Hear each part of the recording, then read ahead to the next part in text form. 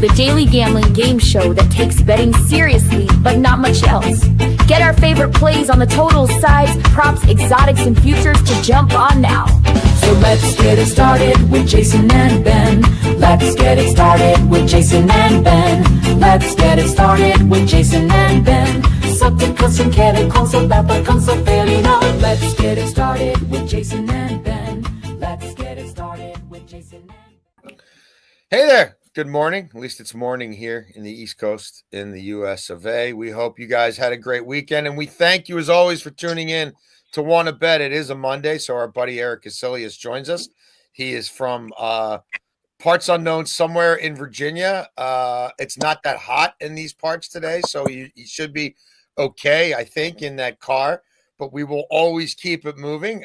This is Wanna Bet. Again, we're here to give you guys our very best plays that we feel the strongest about, as we do every single day, first, second, and third down. 3 favorite things we've bet in the last 24 hours since we last did a show.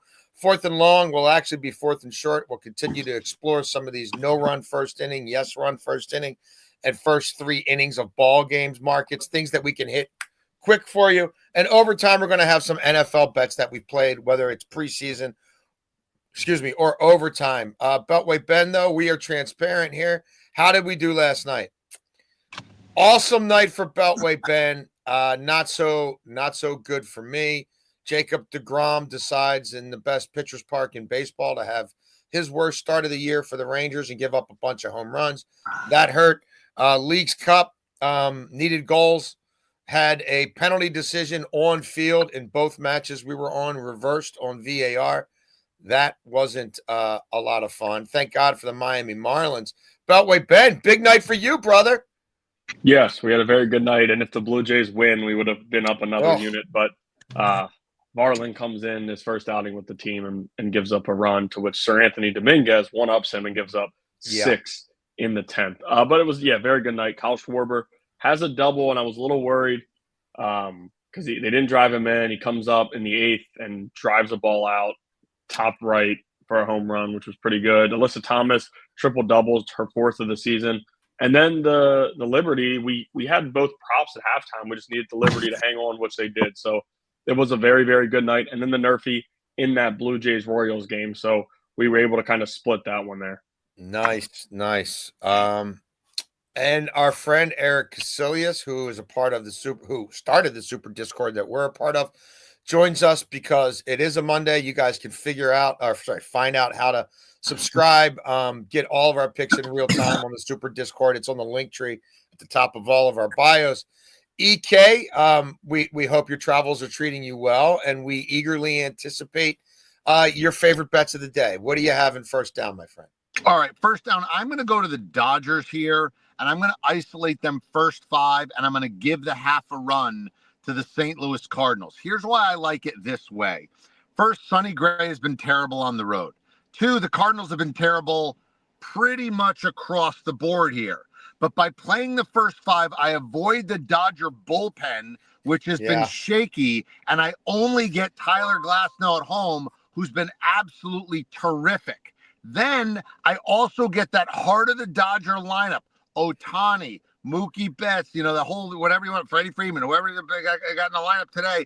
I'll get them 3 times in the first 5 innings. I don't have to worry about the Dodgers only hitting 8 times and winning 4-3, playing a run and a half on a run line with a home team. 5 innings, I get all 5 of my at-bats. I only give a half run. I avoid the Dodger bullpen, and I get to hammer the starting pitching edge, which I have. I love this play. I'm on that game as well. We'll get to that in a minute. Beltway Ben, where are you taking us? Yeah, first down, we're going to go to this Orioles-Phillies game. I'm going to go with Trey Turner over 1.5 total bases. And I also suggest, and will be playing and can make it an official play, over 1.5 hits, runs, and RBI. That's a minus 175 bet, a ton of juice, but I'm that confident that he comes through today against Cade Povich, who's making his first start in the big league since the middle of June. He was dealing with the hip injury. And righties are hitting 292 against Povich with 8 home runs. Now, Trey Turner has yet to hit a home run at Citizens Bank this season, which is pretty shocking. He's 3 for his last 30, but this is the perfect matchup, right? 318, 369, 488 slash line in night games. Povich has struggled in night games, and he's also been slightly better at home where he's hitting 294. I do think Turner picks up a few base hits tonight.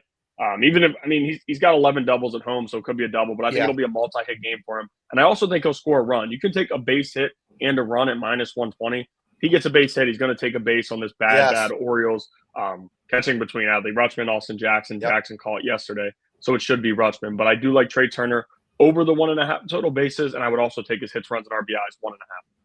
Yeah, even with a lefty on the bump, he'll throw over twice. Adley can't throw anybody out at second base, so a walk's a double for Trey Turner.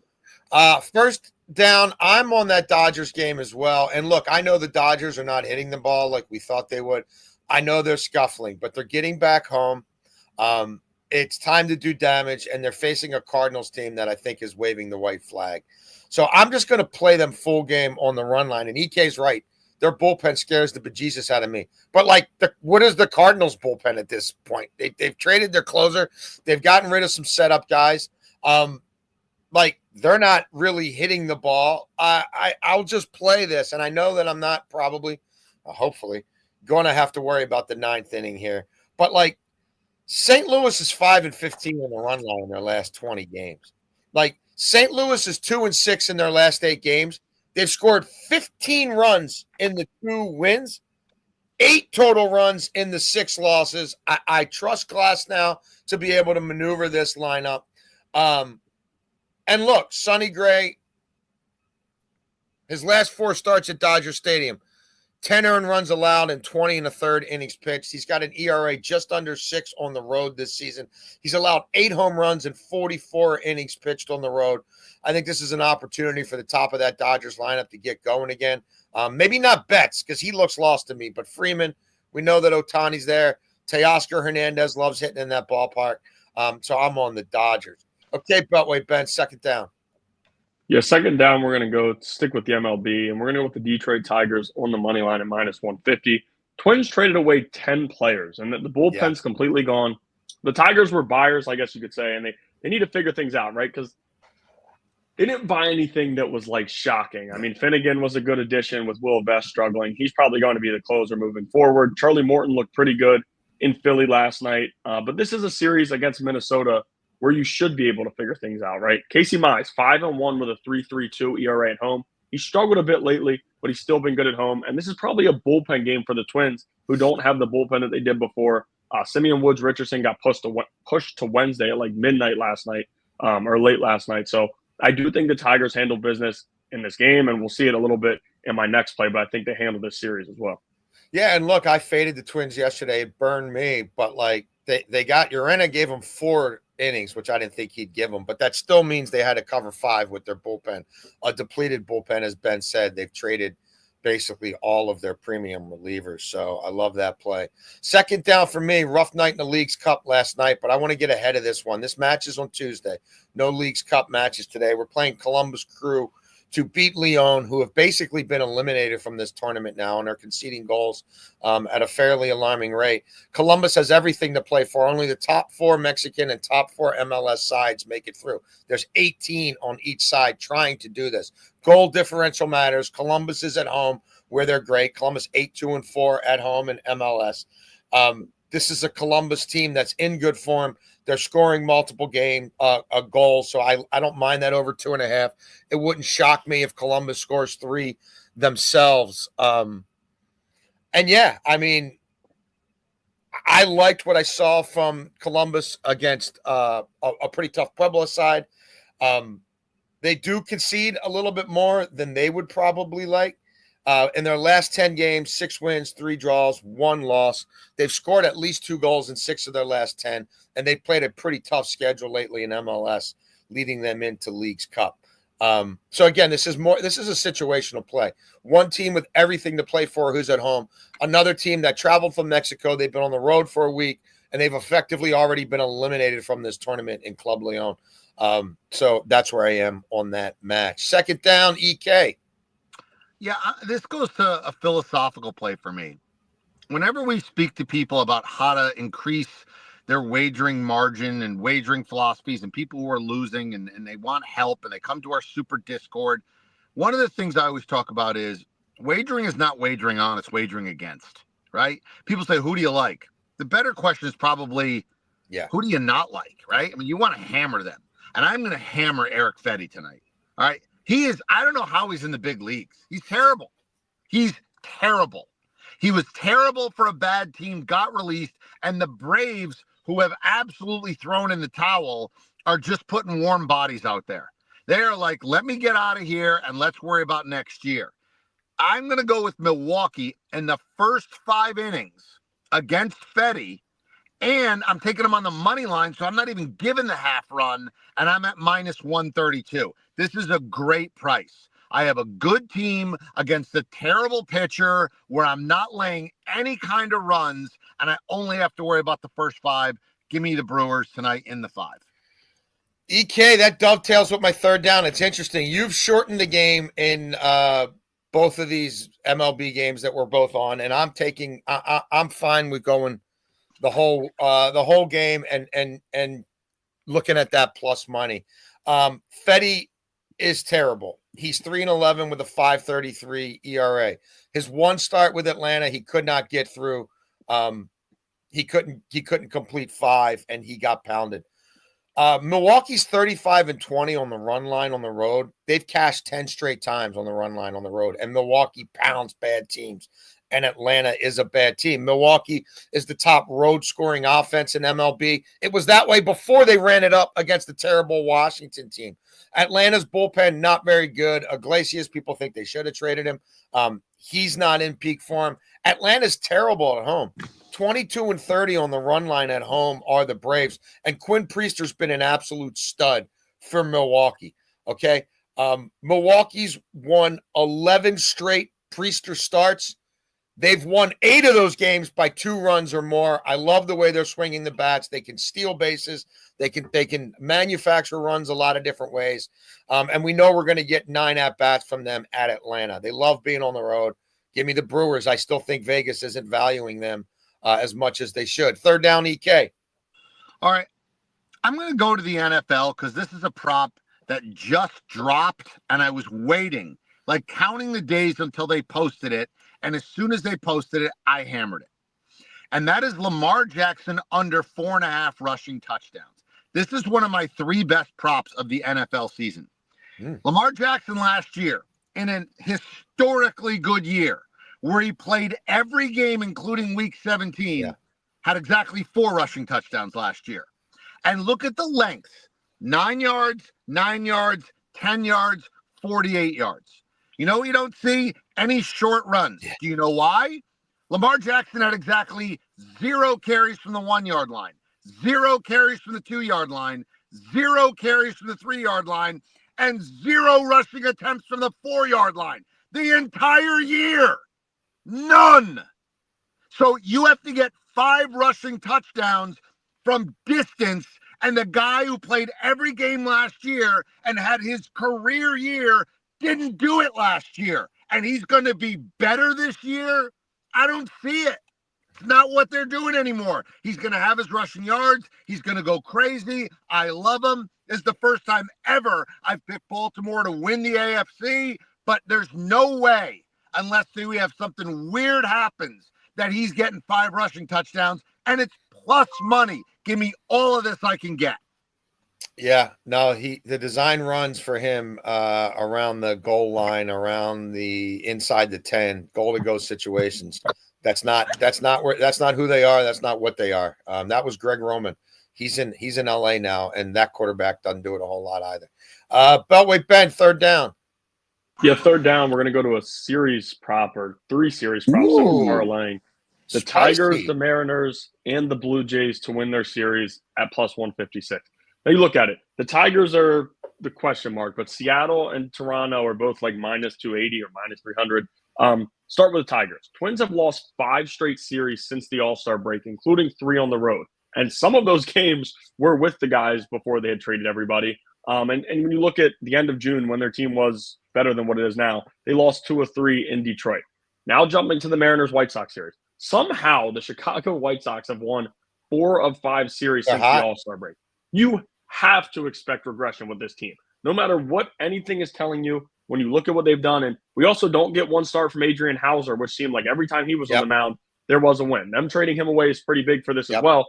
He would have been set to start tonight. Seattle just took 3 of 4 from Texas, who was red hot. They've won 4 of their last 6 home series, and they're playing to win. They added the 2 probably biggest bats at the deadline. So I do think they come through for us. And then lastly, Toronto, this has to be a get-right series for them. They should have took a series from the Royals. The bullpen went a little south. And Colorado, I'm just not buying them to take 2 of 3 from Toronto. Even with the game being in Colorado, we know some of those Blue Jays bats could use the extra long ball. So I think all 3 of these teams win their upcoming series at plus 156.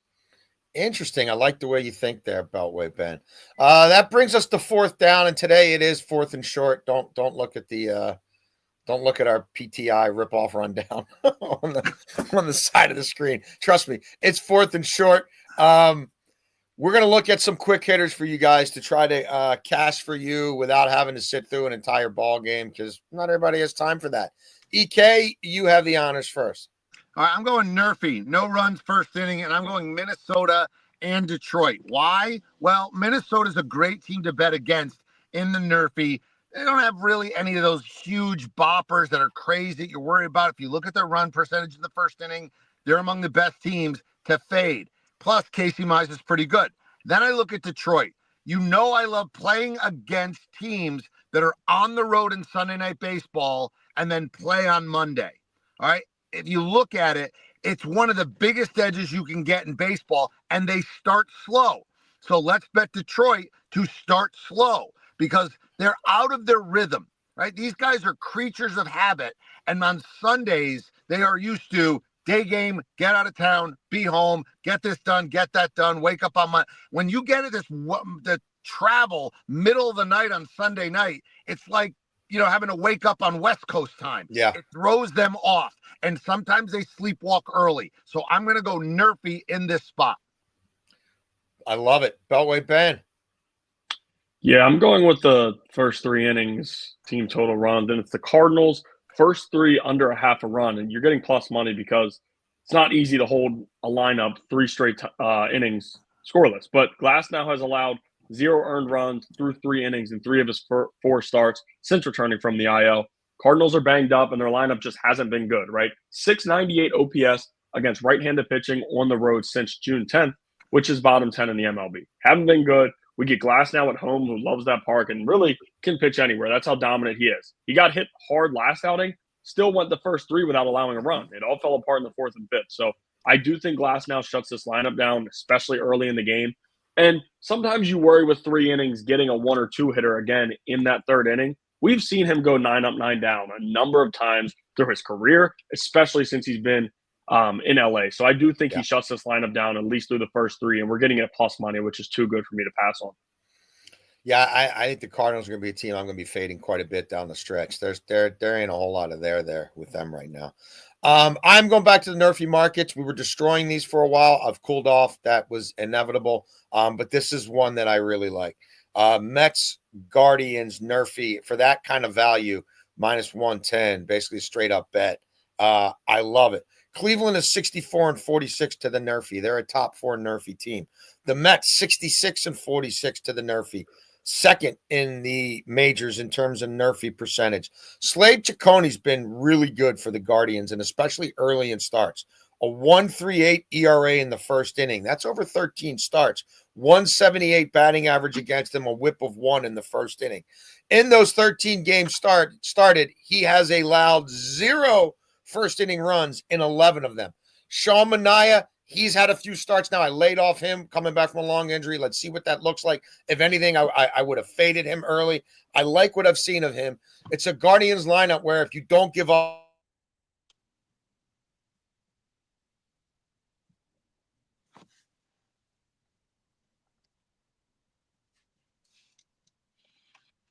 I'm spinning. There we go. So yeah, the Guardians have not. Again, they're a heavy Nerfy team. They don't come out of these games firing. And when they do score early, it's usually a long ball. And Chaconi's been pretty good with that. All right, overtime. The NFL. It really is right around the corner. Beltway, Ben, and I. Hey, we told you guys don't go crazy on the Chargers the other night, but we did like them on the money line, and we did like them over their team total. Those cash basically by halftime. We're not going to be on every preseason game. We're not going to be on every NFL future, but we are going to be talking a lot of NFL moving forward. Overtime with the NFL today. EK, what NFL bet do you have here? Yeah, this is another one that's a top 5 prop for me. And I'm going to fade Saquon Barkley and his rushing touchdowns. And it's 11.5. I'm shocked. It's 11.5. I mean, Saquon Barkley has so many things he does well. But you know what he doesn't do well? He's terrible when his team needs him to get 1 yard. He was 3 for 11 last year in that spot. And oh, by the way, Jalen Hurts is the greatest in the NFL at getting 1 yard. Here's how, let's put this in perspective. He has converted a 1 yard rush 50 more times over the last 3 years than any running back. Not 50 times total, 50 more times than any running back. What do you think they're going to do when they get in a short yardage near the goal line? It's tush push. Right. There's no short yardage touchdowns for Barkley. If you look last year, he had a 2-yarder, a 2-yarder, a 3-yarder, and a 4-yarder. Nothing else was under 10 yards. All right. So basically, he's got to get 8 or 9 long touchdown runs in 16 or 17 games if he plays week 17 and stays healthy to beat us. Why are we not hammering this? 11.5 is too high on the rushing touchdowns. It's not a little too high. It's way too high. And this is one of my absolute premium bets of the year to hammer him under this many touchdowns. I'll be shocked if we don't win this. Another reason I like this is you got to look at when you're playing futures markets, like who's in charge of this? Who's pulling the strings? Sirianni's pulling the strings, right? Sirianni's got some shit to him, right? Dom holding him back, getting into it with fans. They're trying to eliminate the tush push. The league is trying to take this away. You don't think the Eagles, while they can still do it, are going to lean into it even more and say, F all you guys? Like, no, you're whining because you can't stop it? Like, I think, if anything, they cram it down people's throats while they still can because they know Goodell's trying to take it away. Why do you think they're trying to take it away? Because it's unstoppable. Right. Why would you hand the ball to Barkley, who's 3 for 11, when you have an unstoppable play? So why are we not hammering the bet where we are betting on the unstoppable play and betting against the 3 for 11 guy? I'm with you, brother. I'm with you. Beltway Ben, where are you taking us? Yeah, real quick. I haven't gotten to a preseason game this week yet. Me and Jason have discussed it, but I'm waiting until we see things open up a little bit with more news from coaches, because right now I don't know which quarterback's playing in the third quarter. So right now I'm playing it patiently, but I will go with a week 1 prop that I really like, and it's Nick Chubb anytime touchdown at plus 155. And the value for me right here with the running back 1 is great at plus 155. Sunday, September 7th, this number will be a lot different. At 1:30, 2 o'clock, whenever you want to play it, it's going to be a lot different because they play at 4.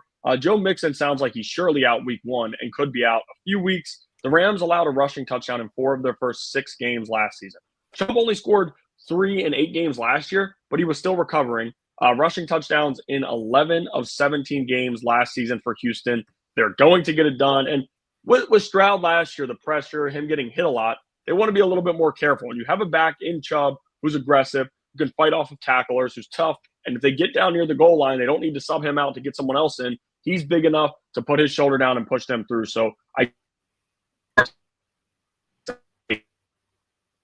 again, the value is too good for me to pass on here. You're not going to get these odds at week 1 when Joe Mixon's officially out. No, I love the way you approach that, and I'm right there with you. Everybody loves Nick Chubb. Nick Chubb's a feel-good story, and you're right. He's probably going to be their feature back for a little while until proven otherwise.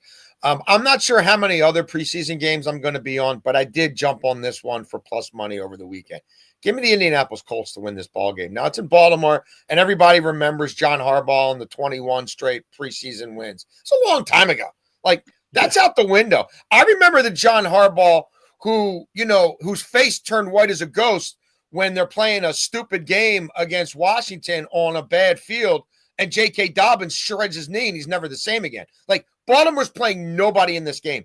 Baltimore doesn't have a position battle. Their position battle allegedly is 2 left guards, one of whom might be suspended for the league for a DUI and who can't even show up and look good in practice, Ben Cleveland, who eats squirrels. Look it up. And a guy they overdrafted who's going to play, Voorhees. He's going to. There's no battles. There's nothing to sort out in the top end of the roster. Only thing they could do is get people hurt, like Isaiah Likely, who already is. The Colts have 2 starting quarterbacks. Like, whatever you might think of Anthony Richardson, he's better than anybody who's playing in most of these first preseason games. Any of them. They're not. Find guys who are going to be playing a lot in these games who were drafted as high as him. I can think of one, Trey Lance. It worked out pretty good for me with the Chargers the other night. And then you've got Daniel Jones, who, whatever you want to say about him, dude has played playoff games. Like, and these are UPS drivers he's up against. Like, Baltimore needs the practices with the Colts on Monday, Tuesday, Wednesday. The game doesn't matter. The Colts, their GM's trying to save his job. The coach is trying to save his job. The owner died. Now his daughters have taken over. All these stupid little optics that don't really matter are in the back of their minds. And they've got a legitimate battle for the number 1 quarterback spot with 2 guys who are going to be playing against bottom end of the roster. Don't tell me Baltimore's roster is so great. Don't tell me that Baltimore's roster, number 70 to 90, those guys are really good. Stop. So, look, this just to me, I mean, I don't know. Does Jones play half the game and Richardson play half the game? Like, it's not out of the question. They're each going to play a quarter. So, and the Ravens have a rookie kicker who's never been in a preseason game before, and he's got to replace Justin Tucker. So, for plus money, I'm on the Colts. That is our show. We appreciate you guys tuning in, as always. EK, again, let the people know about the Super Discord. Yeah, all 3 of us are part of it. You want everybody's picks in one spot. Not only do we give you all of our picks, but we show you what site will give you the best number on those picks. So you absolutely will save money by being part of our community. You can ask questions. You can chat with us. And all of us have it right under our bio. It's a Linktree link. You just click on it and become one of us. We'll see you there. Excellent. Ben and I will be back tomorrow at 10 a.m. We appreciate you guys for tuning in. We know you want to bet, so please, you want to bet with us.